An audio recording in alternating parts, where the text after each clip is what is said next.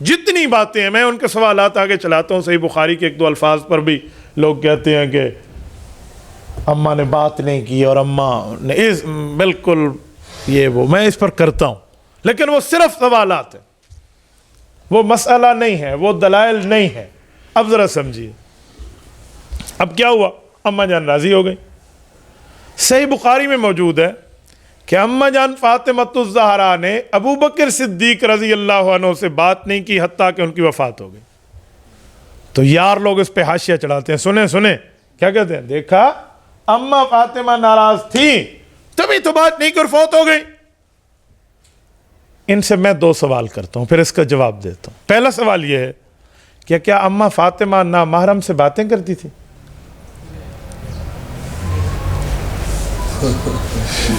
حضرت ابو بکر صدیق رضی اللہ تعالی عنہ اماں فاطمہ کے کون سے ذی راہ میں محرم میں ہیں؟ کیسی بات کر رہی ہیں؟ کیسا جملہ آپ کہہ رہی ہیں؟ اگر یہ بات ہو تو کل کوئی کہہ دے کہ اماں فاطمۃ الزہرا رضی اللہ تعالی عنہ نے حضرت عبداللہ ابن مسعود سے بات نہیں کی تھی، پوری زندگی وفات ہو گئی ان کی.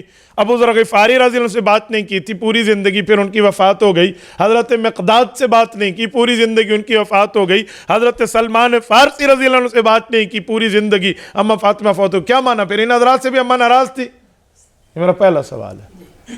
نمبر دو، اماں فاطمہ نے بات نہیں کی حتیٰ کہ فوت ہو گئی، کس مسئلے پر؟ یہ تو بتائیے، کون سے ٹاپک پر؟ میرا پتر تیرے بس کی بات نہیں ہے کہ تو اس کا جواب دے سکے. میں بتاتا ہوں. یہ تو اماں فاطمہ اور ابو بکر کے آپس میں رضا کی بات ہے کہ ابو بکر نے جواب دیا، اماں فاطمہ مان گئی، اس مسئلے کو دوبارہ اٹھایا ہی نہیں ہے. یہ تو یہ ہے کہ اس مسئلے پر پھر بات نہیں فرمائی، اپنی رضا کا اظہار کیا اور تو نے بات کو بھی تنگڑ بنا دیا.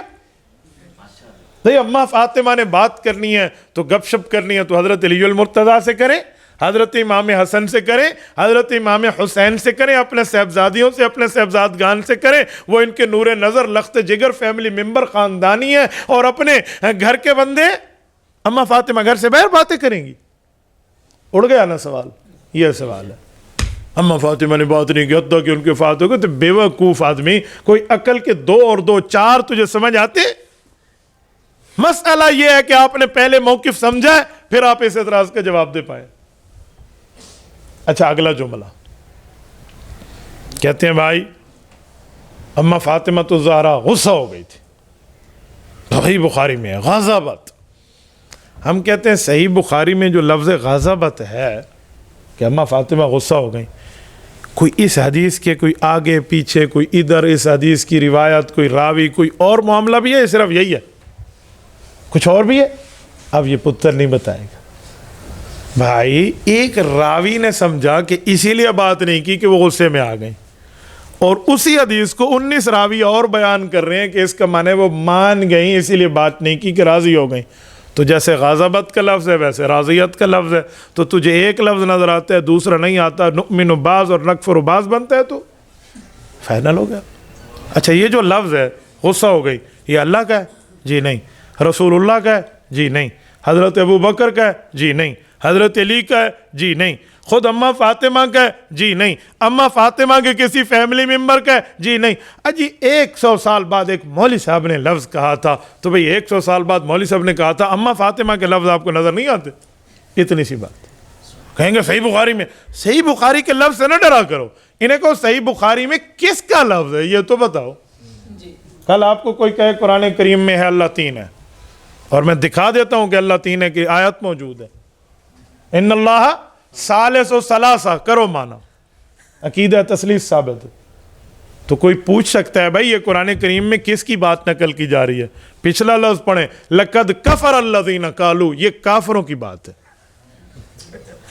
تو تجھے کس نے کہا تو ابا جی بن اور تمہیں بات سناتا پھر؟ تو بھائی صحیح بخاری میں جو بات ہے میں مان گیا غضبت ہے، کس کی ہے؟ اماں فاطمہ کی، ابو بکر کی، حضرت علی کی؟ نہیں یہ ایک مولوی صاحب کی ہے. تو تجھے مولوی صاحب کی بات لے کر اماں فاطمہ پر بات کرنا نظر آ گیا اور کچھ نظر نہیں آ. اچھا اس مولوی صاحب کی یہ جو بات نقل ہو رہی ہے، اس کے 24 شاگرد ہیں، ان میں سے 19-20 تو کہہ رہے ہیں یہ لفظ یوں نہیں ہے یوں ہے.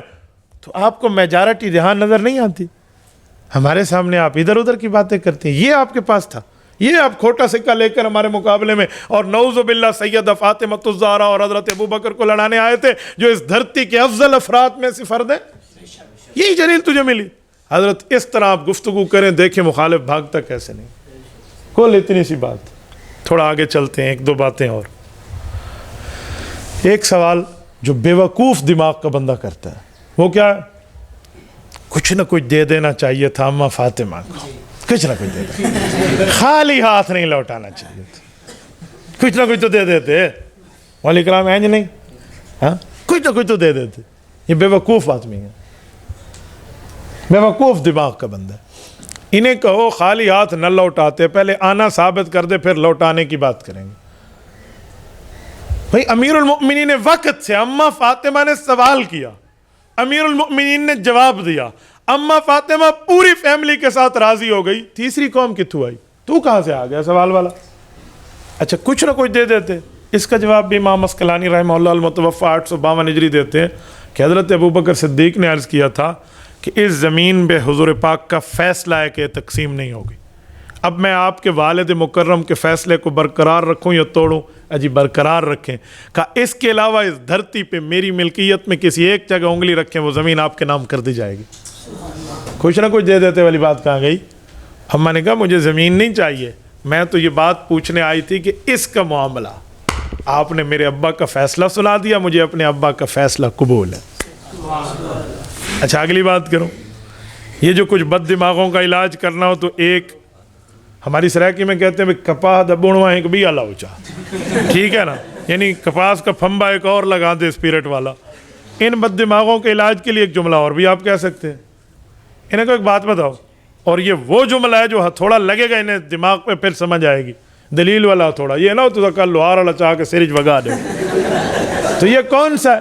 انہیں کہنا سنو ایک بات بتاؤ, کیا اماں فاطمہ رضی اللہ تعالی عنہا کے ایک سوال پہ حضور کے فیصلے کو توڑ دیا جاتا؟ اب ان کا ابا بھی جواب نہیں دے گا. تو بتا حضور کے فیصلے کو ہم توڑ دیتے؟ اجی نہ توڑ دیتے تو پھر تو بھی صحیح کہہ رہا ہے کہ نہیں دینا چاہیے. یار حضور کے فیصلے کو توڑ دیا جاتا؟ یہ تیرے بس کی بات نہیں ہے بابا, یہ تو اس کھیل میں اپنا کیوں تباہ آزمائی کرنے کے لیے ہے. تبارك الذي نزل الفرقان على عبده ليكون للعالمين نذيرا.